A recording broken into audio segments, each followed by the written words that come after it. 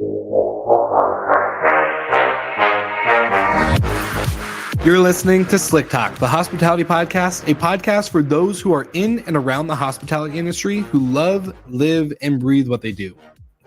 You can join us for candid and unscripted conversations with hospitality experts and founders as we go deeper into their personal stories while they're sharing their triumphs and trials that got them to where they are today. I'm your host, Will Slickers, and you're listening to an episode of Slick Talk, the hospitality podcast. Now, let's begin.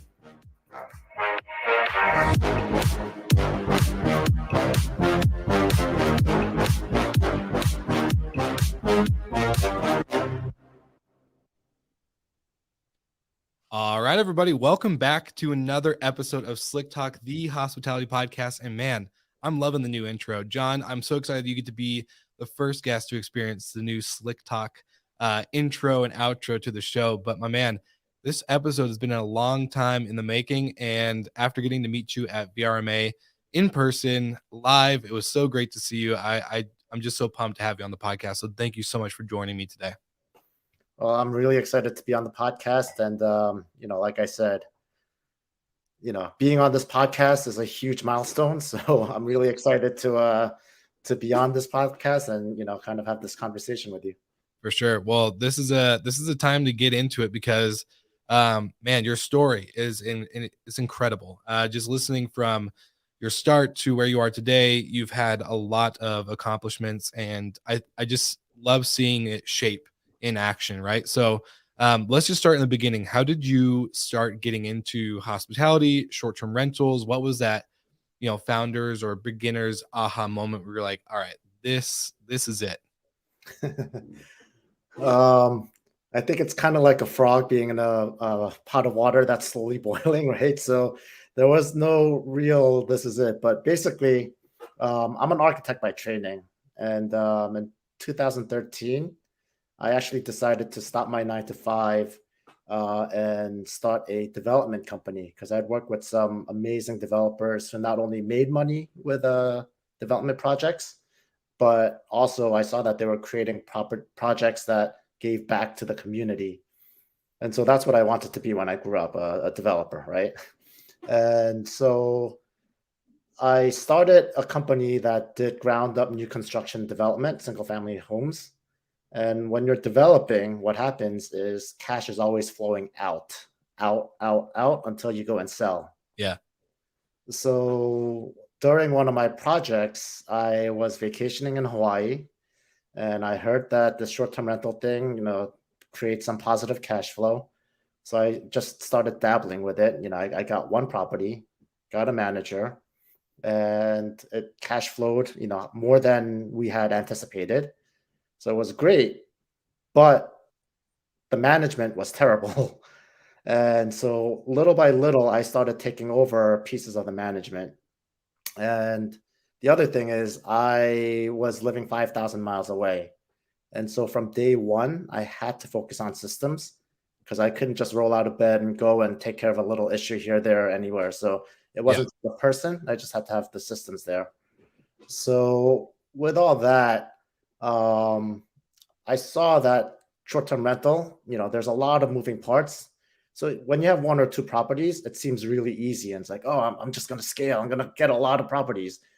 But with one or two properties, I just saw like the messages were going to take over my life and the scheduling was going to take over my life. And I didn't want to get to a point where there might be a great investment opportunity, but I was just stretched too thin so that I couldn't take it on.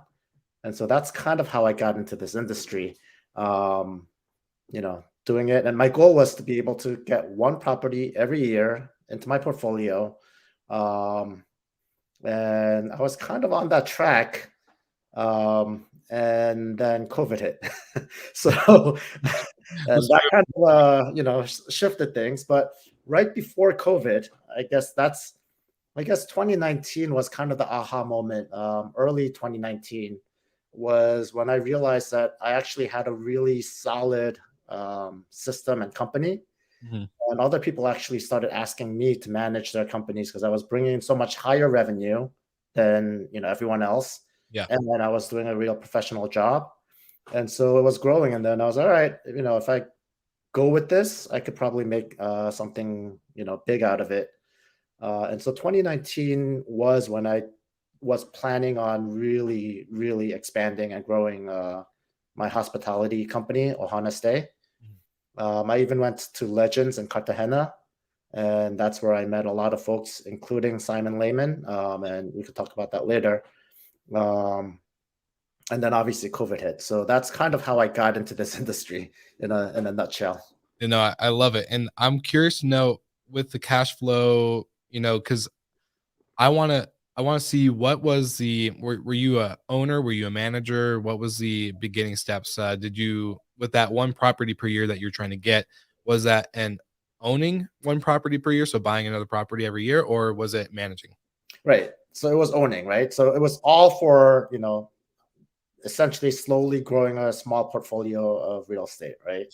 Gotcha. And I think that's also one of the things that I wouldn't say it's unique, but I think like an owner, whether I'm managing for someone else or my own property.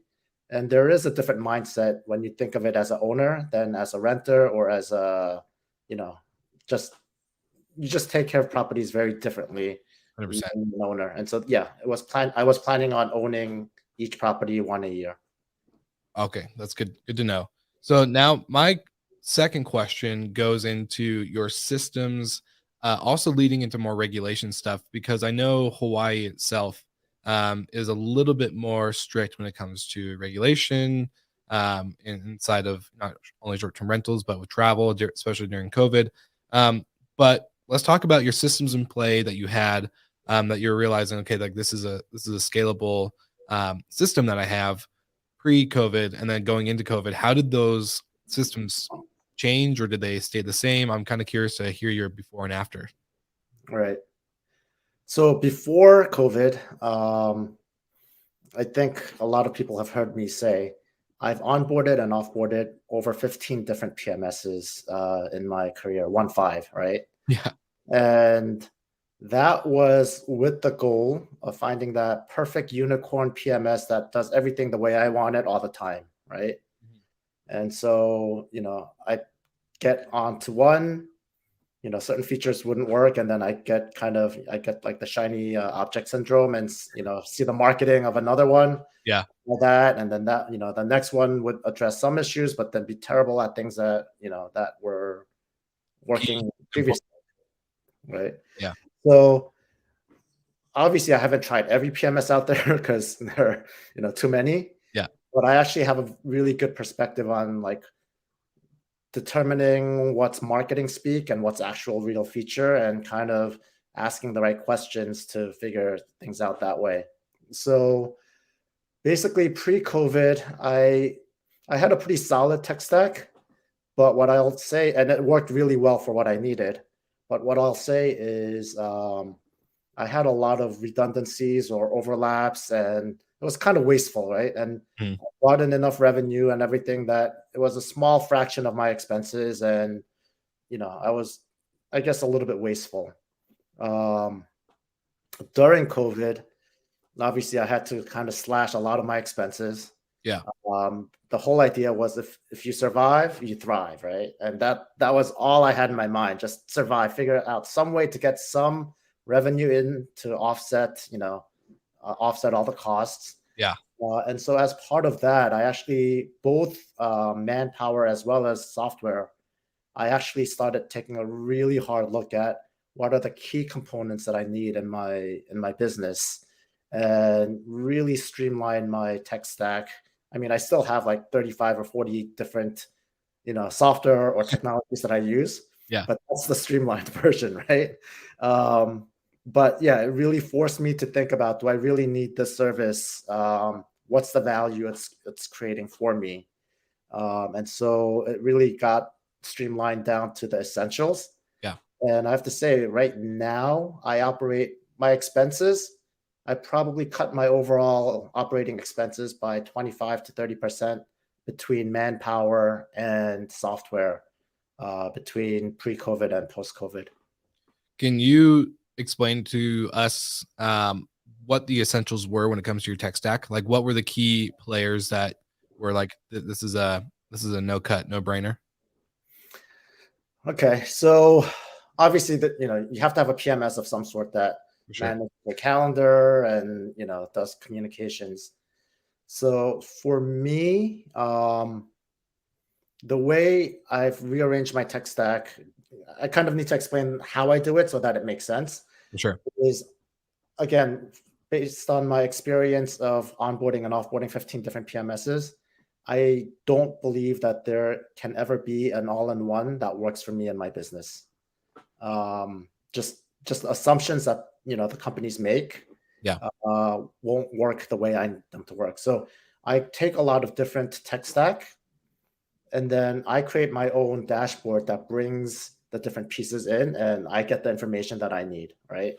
And that's we'll talk about that a little bit later. So for me, the central component of my tech stack is what used to be Hospitable, Yeah. Smart BNB, Smart BNB, what used to be Yeah. Hospitable. Yeah. The other way around. Yeah, and the reason is they do messaging really well. Mhm. They take care of the calendar and channel distribution to the three main channels, Mhm. and that's really what I want from kind of the central system. And then I can add all the other things around it, right? So, and then I use obviously pricing software.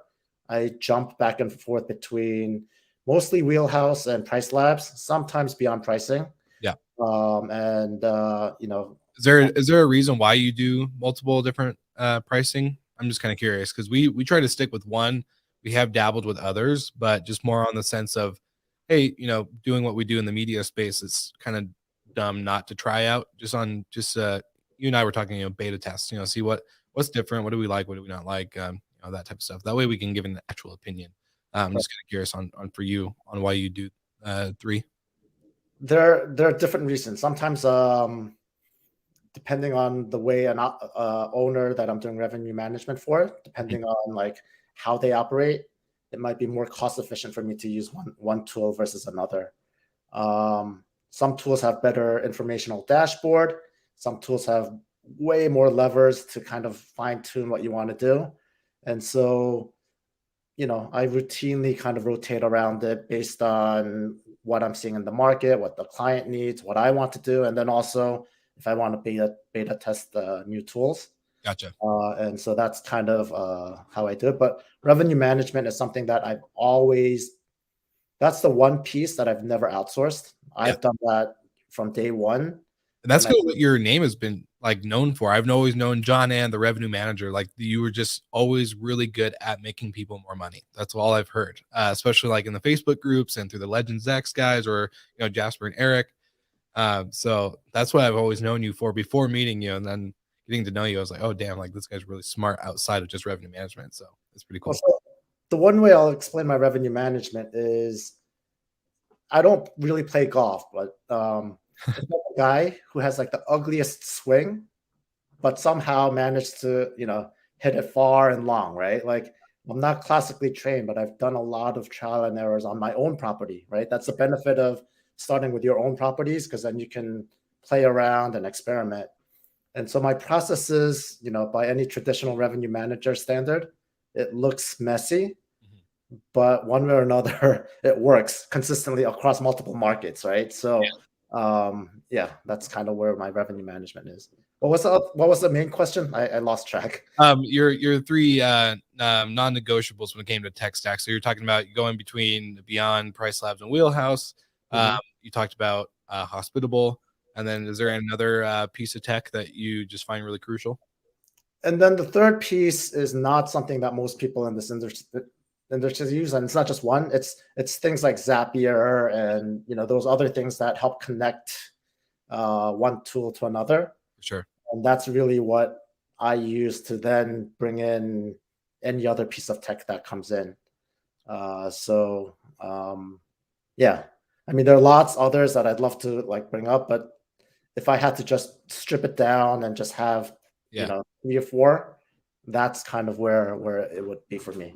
Well, I've heard a lot of people talk about Zapier recently, especially as it's becoming. I think it's not very popular in the industry, kind of like you said, but it's getting to the point where people start mentioning it enough that others are like, "Oh shoot!" Like I just wrote down Zapier again because we were looking at it and we never fully like actually brought it in. So it's like, oh, great, another reminder to check out Zapier because I think you mentioned early in the episode that the messaging and the pricing and all this other stuff of the management side is just going to take too much if you have to wake up every or roll out of bed every 5 minutes just to go do something regarding your properties.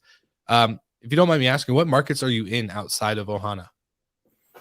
Right. So obviously, my main primary market is Hawaii Yeah, on in Honolulu. yeah, sorry, that's what Um, I meant. I didn't mean. no, Oh, yeah, Ohana is my company name. Ohana means family yeah, in Hawaii.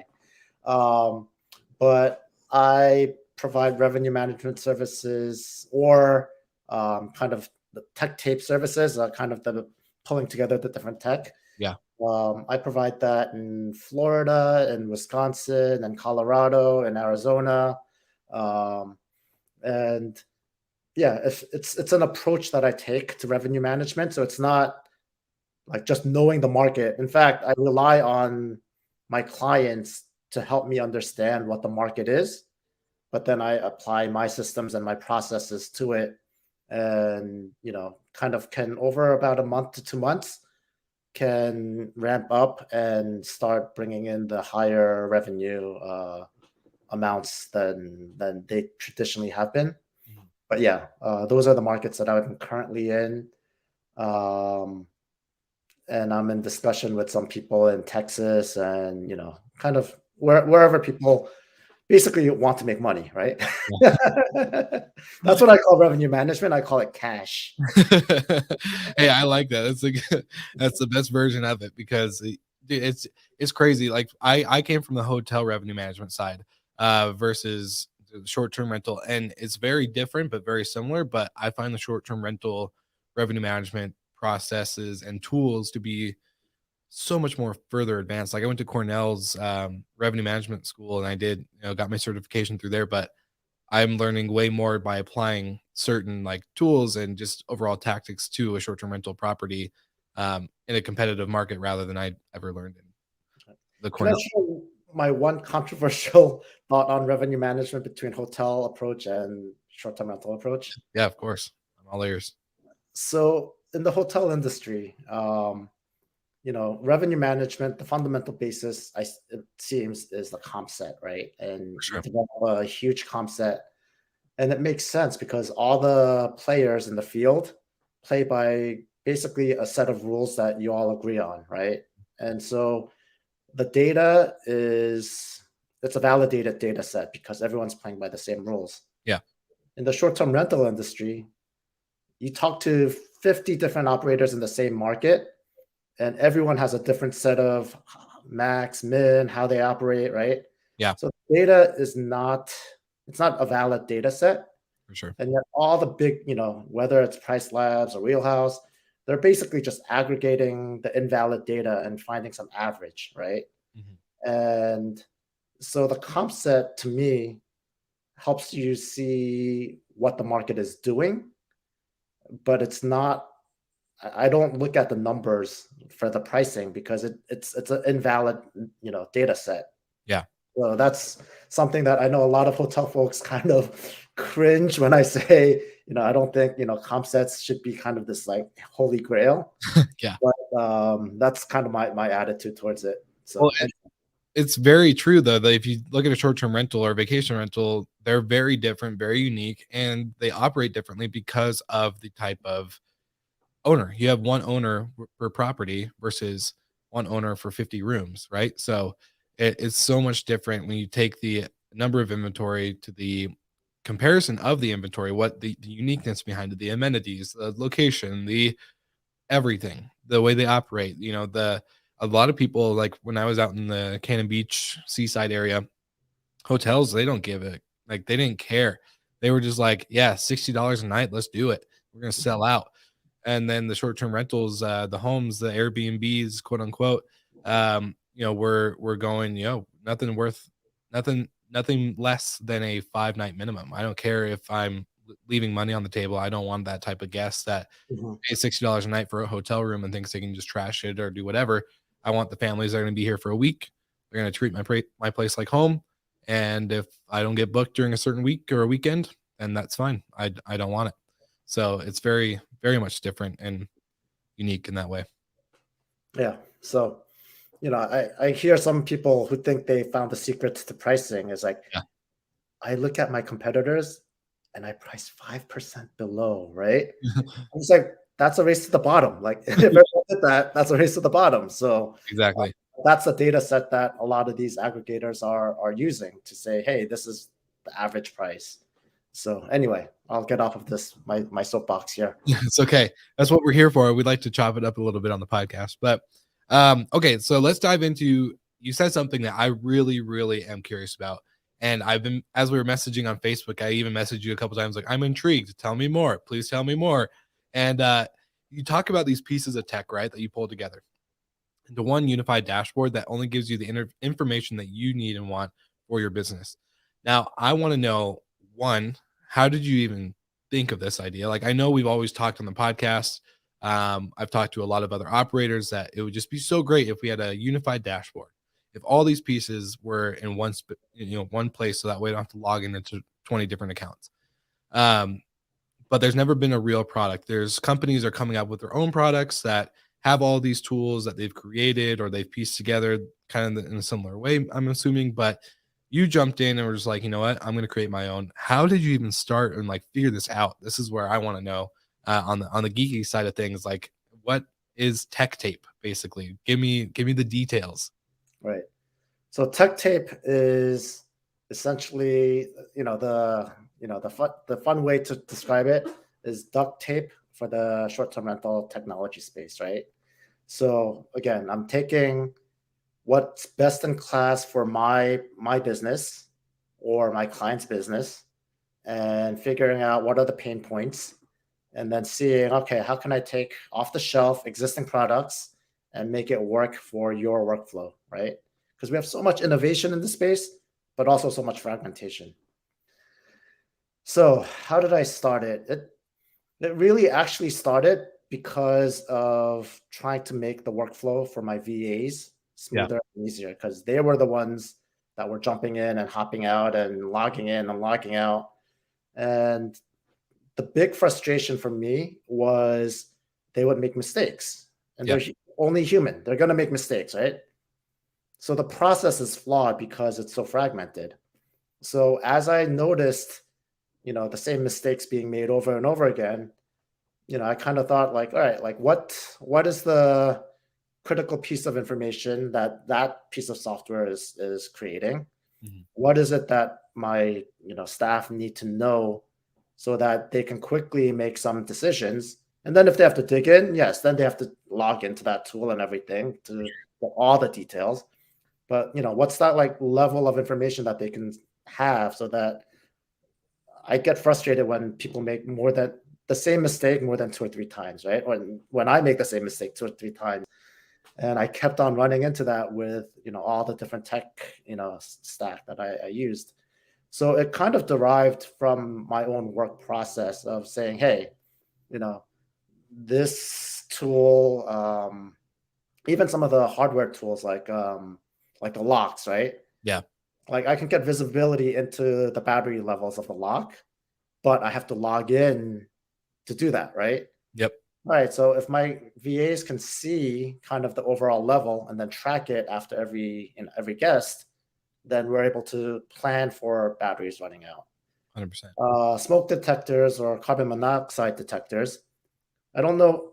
Most people are probably in violation of their insurance requirements, but you need to be checking that after every guest, right? Yeah. And I can't rely on my cleaners to do that. So I have it so that we can remotely monitor it, Mhm. track it so that if there's ever an insurance claim, I have a long history of, it was faulty this time, we replaced it, and so it'll work with my insurance, right? Yep. So it's all these things that like that you need to do, but I don't think there's a single PMS out there that will allow you to track smoke detectors and seal, right? Yeah. Yeah. Well, that's that owner mindset right there that you're just talking about. That's not an operator or guest mindset. Exactly. It's definitely the owner mindset. Exactly. If there's a huge insurance claim, they're going to say, there's a fire. Show us that you've been monitoring your smoke detector. And if 100%. you don't have it, then it's gonna, sorry, you didn't, clearly says this is a requirement, right? So Brings up a conversation that I had with Justin Ford from Breezeway, because we are talking about the safety certification and all this stuff, and I went through the course with him and all these other things, and he said, that a lot of property managers are thinking like, oh, if anything does happen, a fire or whatever, it's not my fault. It's not my property. I don't own it. My name's not on the deed, or on the loan from the bank, whatever. But that's actually very false. Like if you are the property management and you take responsibility as an operator in that way, with the contract signed, you are responsible. That is part of your job as an operator. So I think a lot of operators need to start bringing in that mindset of ownership. Like you, yeah, I think that's a perfect example. yeah, I mean, I get there are lots of opportunities right now with the arbitrage model, and people trying to get in, with very little investment. Yeah. But again, the bad side to that is a lot of these folks also not only don't understand short-term rental, Mhm. but also don't understand ownership, right? Or And hospitality. right, it's just kind of like, how do I make money, as Yeah. opposed to how do I preserve this asset? How do I make sure it continues to, you know, How do I make yeah, a sustainable business that is here to surpass COVID-19 and all these other things that are going to happen in the world. right. And I'm not saying everyone who does arbitrage does that, but I'm just saying Yeah. the barrier to entry becomes lower and lower and lower, that you do get some people who enter into this market kind of without the right mindset, I guess, is, yeah. Yeah, I'll back you up on that one. So back to tech tape. So now you have all these pieces in one dashboard. How did you create it? Did you bring out a developer? Are you gifted in this area that we didn't know? I'm kind of curious to see how you brought the pieces together. I'm assuming Zapier is probably a part of it too, just because of their automation and their Zap ability. Yeah, so it's multiple pieces, right? But the key thing, so no, I'm not a developer, right? I'm savvy enough to kind of, I could take a piece of script or code that's Yeah. already been written, and then I can kind of see, oh, this is the variable, this is what it's trying to tell it to do. But I can't write code, right? Okay. So everything that I do is off the shelf. I use off the shelf products, whether on the short-term rental technology side or integrating things, right? So that's why I mentioned Zapier. Mhm. Um, I also use a platform called Airtable, again, off the shelf, right? Yeah. It's essentially spreadsheet on steroids, right? Yeah. Like it's crazy what it can do. And so by doing that, one, a normal, regular human being that doesn't know how to program, if you're dedicated and if you want to find out and if you want to make things work, you can make things work, right? Without programming. But the real benefit to my approach, which I think is very different from a lot of other folks, is I could turn features around in a day or two. That works for me, Mhm. right? It's not this long technology roadmap that takes 3 months to first put it onto the roadmap and then 6 months to start getting the beta, right? So I think there's a book called The Lean Startup, right? And it talks about like quickly get to your MVP, test it out, see how it works, get feedback, revise it, and continue on, right? And so literally like my VAs will alert me of a breakdown in the process. Mhm. Typically within a day or two, they actually have a solution. It's not the most, it doesn't have the shiny buttons, it doesn't have, all that stuff, but it works, right? And not only for myself, but for the clients that I provide the service for, it's a quick turnaround time. It's not a 6 9 month 1 year development roadmap to get it in. Yeah. If I can figure out, okay, these pieces can be, again, duct taped together, Yeah. then it's usually a day or two process to get it working and operational within your business, right? So it's a service, it's not a product. Most people think of all the software to be a product, so that you have to develop this one software that works for everyone. But the way I approach it is it's a semi-customized service where we identify what are the 2 or 3 specific pain points. Yeah. Let's figure it out, and then let's get a solution that works for you within, the next 3 to 5 days, right? Mhm. So it's a very different mentality. If I was writing code, it will take me 3 months, six Yeah. months, 9 months to develop any new feature. No, that's very true. And a lot of people, I get this comment pretty often. A lot of people, entrepreneurs, people in the space, people outside of the space, people in networks, whatever.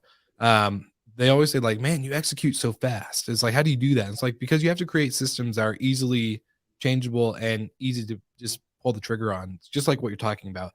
If you have to take 6 months with a client to fix one little thing, um, that just becomes frustrating. And by the time you solve it, which a great example is Disney, their software, in order to make a change into their overall software that they use to run all their hotels and all of their resorts and everything inside Disney World, it takes 2 years to develop that and make one simple change, whether it's moving the logo from the left-hand side to the right-hand side, whatever. Like, it takes 2 years to make a change. So by the time it's done, they don't need it. They've already mastered their own way to solve that issue, whether it's, just doing a couple extra steps or changing a step here on how they operate things.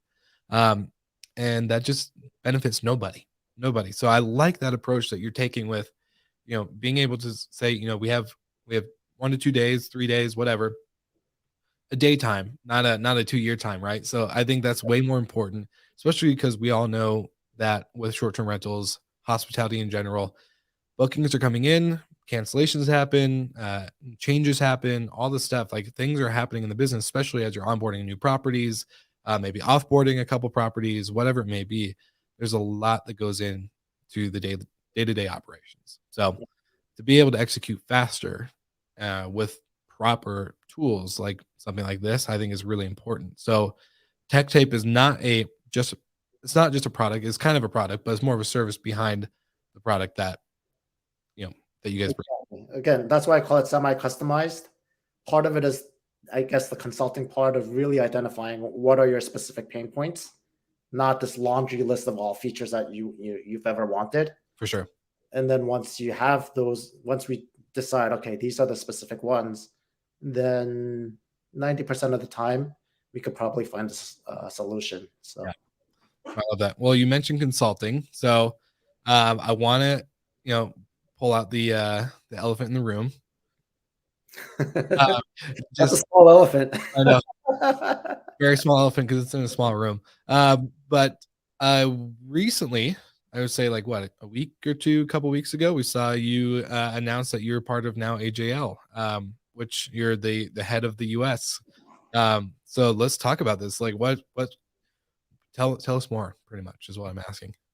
All right. So let's start with kind of how it developed, and then obviously I'd love to talk about HAL. Yeah. So Tech Tape, I actually it's something that I've been doing, but I actually like made it a thing, a separate product from my property management business. Yeah. All that because right now in Honolulu, there's a crazy legislation that's aimed at shutting down pretty much all short-term rentals other than hotels, right? Mhm. And my business is like centrally located in Honolulu. And so if that gets shut down, my business overnight is gone, right? And so I finally, it forced me to take that step of thinking, branding, creating, the service, this product, right? Yeah. And that, so the legislation kind of drove me to kind of think of a plan B that, allows me to continue to stay in the industry that I love and to share some services and knowledge and expertise that I've developed over the years. I had mentioned before that I had met Simon in Cartagena. I guess that was the beginning of 2020, right before COVID, right? And obviously we had spent a few days there with lots of other, high level operators. But I remember the one moment we were taking a day off and we were all on a boat ride. And I remember distinctly thinking, I was having a beer with Simon. And that was the time I was like, you know what? I can, I can approach Simon, like, he's a regular dude that I can say hello to, right? Well, Mhm. up to then was like, oh my God, this is Simon Lehman, right? Yeah. So I was going to VRMA in San Antonio, and I knew Simon was going to be there. So I really wanted to kind of get kind of market validation and get some feedback from Simon on tech tape and what I saw as problems in the industry and, how tech tape would solve it. Um, and our conversation as we were talking about HAL's needs and tech tape's needs, um, there was not just technically, but there was just a lot of overlap in terms of what I could provide and what I do and how I do things, and then obviously what HAL does and some areas where I could potentially assist. And so that's kind of how this whole HAL thing develops, right? Yeah. And so yes, so my role in the US for HAL, so HAL, is the go-to partner in the short-term rental industry. I mean, I don't think, I really need to say that, but I think they're way more known in Europe than in the US. And so Sure. that's part of the reason why, I'm partnering up with HAL. But basically, HAL provides consulting services all the way from private equity to investing and mergers and acquisitions, Mhm. all the way down to 50 unit operators and helping them with their linen counts and basic on the ground operations and everything in between, Mhm. right? They also uh, as tech startups are starting up, HAL also provides consulting to kind of strategically help the startup, develop the product, get in front of the right people, get the investments and all that. So it's basically all facets of the short-term rental industry. For sure. Um, I don't know if Simon agrees with this, but my analogy is it's like the management consultant of the short-term rental industry. Um, just focus on the short-term rental industry, right? Sure. And so we can help with business operations across the board. Um, and so my role is essentially, HAL has had clients in Australia and Southeast Asia, obviously in Europe and in North America and in South America, Mhm. but partly due to the time constraints, partly because they're physically based in Europe, it's very difficult to service the US market. Yeah. And so my role is to basically expand HAL services across all businesses in the US. And obviously I come from the on the ground, operations, technical, that type of consulting, right? Yeah. Um, but already in the past 2 weeks, it's been eye-opening to see kind of the breadth of of activity and things that this industry can have impact on. And so I'm all on board. I'm excited. Yeah. It's this was definitely not the path that I imagined, right? Yeah. I always imagined, Ohana stay or tech tape, and I'd just be focusing and just plowing away. And these things are all going on, right? But being able to work with HAL is an amazing opportunity. For sure. And yeah, so that's where this stands. Well, let me ask you a question. As a founder, uh, you have your own businesses. You're doing this with AJL. What's it look like for you on a day to day when it comes to time management? How do you balance out your? I know it gets crazy. Like, and people like I don't even have the same answer. I don't have the same answer I used to have, where I was like, oh, I got a very detailed calendar and blah blah blah. Sometimes you just can't do it. You have to go. You have to go off your schedule, go off your habits, your routines, whatever. But I'm just kind of curious. You have so much that you've built. You're very good when it comes to like when I think of you and what you've built with Ohana Stays with hearing tech tape and now being with AJL. I think that your quality, you just do really good quality, whether it's service, building a management company that builds good quality of guest experience, good revenue, good operations. Like it's just very good. There's not a part that I'm not like, oh, well, you could probably improve on this area. Like you're very detailed, and I like that. But how do you manage your time? How do you, obviously there's some key aspects of your businesses that have automation involved. You have VAs, but I don't know. I just, as a founder, I'm always curious to hear founders' day to days. You know, their habits, their routines, the things that they create and do for themselves that work out for them. Yeah, there are lots of things to improve. So many things, right? But I think the key thing that kind of helps me is I started, becoming an entrepreneur, creating my own companies. Yeah. I started that actually. My why is actually my family, right? So my wife, my kids, grandparents and everything. Yeah. So part of why I started this crazy venture was so that I would have time with my family. I Mhm. wanted to grow up with my kids. I didn't want to miss it and then be like, oh man, you guys are leaving the house. Yeah. Um, and so that's part of the foundation. And I lose focus obviously sometimes. Think we But yeah, but that's kind of the overall outline that I work with, right? Mhm. And then so between Ohana Stay and Tech Tape, to me, it's all the same thing, right? Yeah. It's separate services, but it's the same exact business. And so to me, it doesn't feel like two different businesses. It's, using the same system and helping to solve problems. So that's not all that challenging right now. Obviously, with onboarding with HAL, that's going to create some, additional time constraints and everything, and that I'll figure out as I go along. The other thing that I do is I live and die by my calendar, Yeah. and Amen so to that. Amen to that. I have my calendar. I finally got my wife to start using the calendar the way we need to, and so people, Do you have yeah. your wife booking like date nights and everything or blocking off time? Please tell. Yeah, no, if it's something that like my time has to be blocked out, there's Yeah, a specific calendar where she blocks that out, right?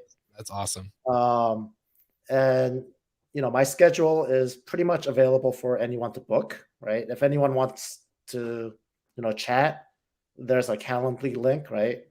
But then I also have big blocks of time that I block out. Weekends I block out completely, 100%. and so I guess I try to, kind of create what the boundaries are that I'm willing to do, and then out of that, within that, the remainder of the time, that's where I need to kind of figure out what I need to focus on. I think I'm pretty good at when I start feeling overwhelmed. I'm pretty good at taking a step back and saying,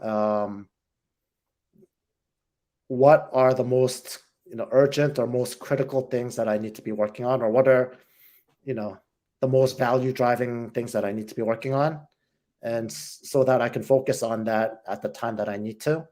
And I think it's that discipline of blocking out my boundaries and then working within that. I don't know. That's Yeah.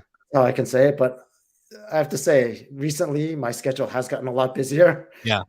and so I'm trying to Well, keep that true. it's good that you, I don't know, a lot of people, if I ask them that question outside the podcast or like in person, a lot of them don't have like that self-awareness to know like when they're burning out or when they need to block off like, hey, I just need to sit back and like what are the top priorities I need to focus on and kind of cut out the noise, right? Because we get so, I don't know, at least I do. I feel like I get hit so many different directions with different things. And it's like, oh my gosh, I want to hit all of them, right? You don't want to be that guy that gets too busy to work with people or to talk to somebody or to give an opinion or to whatever. I don't know. And I actually had a like interesting time at the Live Res partner conference, talking with Andrew Bate, CEO of Safely, and he's like, there's gonna be a point where you're not gonna be able to talk to everybody and you're gonna, be too busy for some people, and that's okay. And I was like, well, but I don't want to get that way. And I think it's very good for us as entrepreneurs, especially in this industry, to be very self-aware of, our why. I love that you mentioned your why. I saw you post on Facebook a picture with you and your son going to the barber shop, and I saw the That's great, a tradition that I want to keep going. Like, yeah, as long as he'll let me Yeah. get a haircut with him, right? Yeah, no, that's great. And I'm a big fan of that. Like I just me and my dad were never close as a kid, but as an adult now, it's Neither fine. was I actually. I mean, he was there. Yeah. Yeah, and I think last night my son, his middle school, he was one of the recipients of a character award, right? And I was so proud of him. Yeah. We went, and I love my dad, everything, but Yeah. as I was going, it was kind of like a flashback. I was like, you know what? My dad never came to any of these things for me, Yeah. right? And I had a little tear in my eye as I was going. Uh-huh. But I was also so happy that I could. He's like, oh, whatever. But I was so happy that I could be there to celebrate, this moment with him. Yeah. And having this kind of a work-life balance is what's allowing me to do this. And so, I wouldn't trade it for the world. For sure. And I'm like legit like close to crying because it brings up like memories of my childhood stuff as well. Like, yeah, and it's really important. I think, when we're talking about like you're thinking about those moments, but your son now is going to be the opposite. He's going to be thinking about when he's going to the school with his kid. He's going to be having a happy tear in his eye because like, man, my dad went to all my stuff. So of course I'm going to go He might be like, oh man, I'm gonna do this because it was so cheesy when my dad came with me, right? So I don't know how it'll work out, but I was just really happy that I could be, there. Yeah, no, I love that. I love that. Well, that makes me really happy. And I think that's a good note for us to leave off on the podcast. A happy father-son moment. That's always a good one for the audience. John, I always like to ask all the listeners before we end the podcast, where's the best place that we can connect with you? Social media, website, anything like that, email, whatever you want. You tell the people where they should go, and we'll send them that way. Yeah, I think the best email address or website right now to find me and contact me, email is john.on, that's JOHN.AN at gettechtape.com, gettechtape.com. And then the website is gettechtape.com. And, there's a way to reach out to me that way. The website is very bare, so it doesn't explain what it is, but you can find me that way. I'm very active on LinkedIn as well, and Facebook. So especially on LinkedIn, I pretty much accept any connection request. Yeah. So if you connect with me that way, then you can kind of see some of my my posts and my thoughts. Love it. Love it. Well, we'll make sure we put everything in the show notes so that way people that are listening, whether they're driving and going to click on it after they're done driving, don't listen or don't podcast and drive, I guess, if that makes sense. But yeah, we'll make sure it's all in the show notes so that everyone has access to you. I love your story, and I'm just super thankful to have you on the podcast. It's been a really good time talking to you. So you heard it first, Slick Talkers. Go ahead, check out the show notes, and we'll see you guys again next week. Thanks, Will.